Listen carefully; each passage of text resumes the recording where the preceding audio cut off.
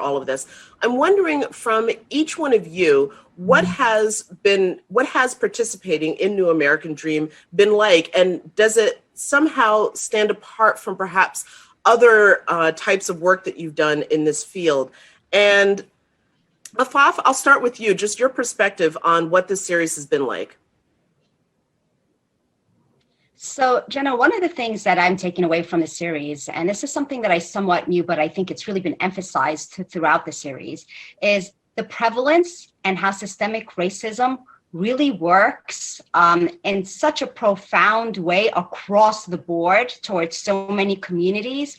And although in some instances and in some ways, the experiences that each community faces is unique, the oppressive forces that bring forth the oppression that we've all been talking about throughout this series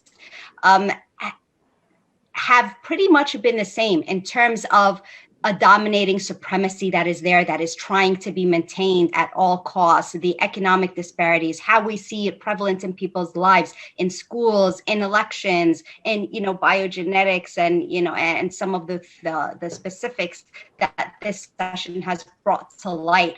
And so to see it come out, not just is one of the most profound ways and something that the media tends to focus on, but in other ways that we don't necessarily understand the prevalence of how the systemic racism works to oppress people in the health, field and so many other fields. And that's something that I really owe to my colleagues and to those esteemed panelists, as Brian called all of you, to really get a better understanding of how interrelated these ideas are, and that they're not unique. They're not in their own silos.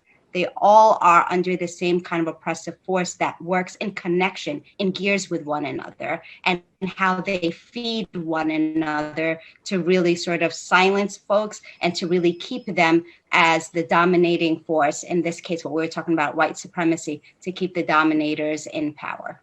So from the panelists, I wanted to get your take on why voting is such an important part of, and participating in the political process is such an important part of addressing some of these issues, and not just showing up for a presidential election, but all of them.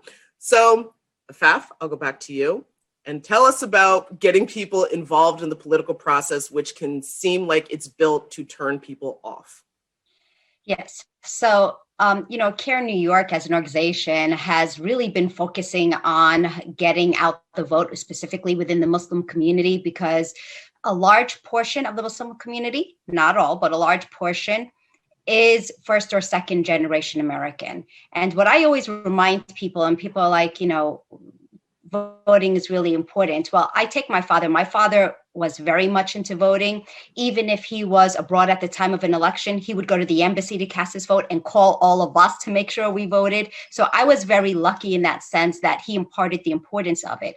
But for many people who are struggling economically or otherwise, their main focus in life is providing for their families a safe roof, trying to provide an education, trying to provide the basic necessities, things like civil rights, things like civic engagement, is not on their top of the list. And on top of that, when you face systemic oppression, there is a level of apathy that comes into play that says, I can't change anything anyway. And we see that, by the way, that kind of mentality, prevalent in a lot of different fields. So for example, I see in my community, there's a huge amount of underreporting for many things that happen to them, whether it's hate crimes or other things. Why is that? There's always this thought that what I say doesn't matter, essentially, right? So we're trying to change the mentality within our communities and saying, number one, definitely vote in your local elections, because so many of the politics and policies that impact you on a daily basis happens on the local level.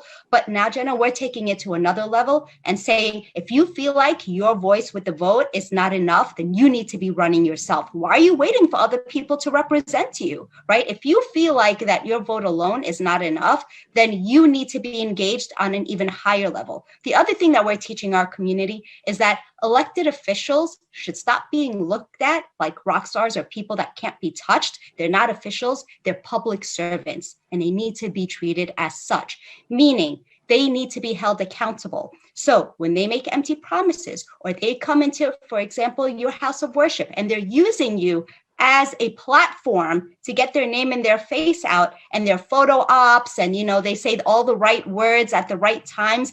But you need to take a deeper look at what they're doing once they're in office. Are they serving your community's needs? And if not, they need to be held accountable for that. There should never be a meeting with an elected official without your interests being communicated to them, right? Otherwise, they're not serving your community. So those are all aspects that we're teaching our community and driving forward, whether it's voter registration drives, whether it's this concept of accountability, and also empowering them. And we see this. We see so many young people. We see so many more women. We see so many people of color entering into the realm of politics. Certainly within the Muslim community, there's been a huge shift across the nation with Muslims entering politics for the first time in American history in such a way. And that's something to be proud of and empowering, as Brian spoke about before.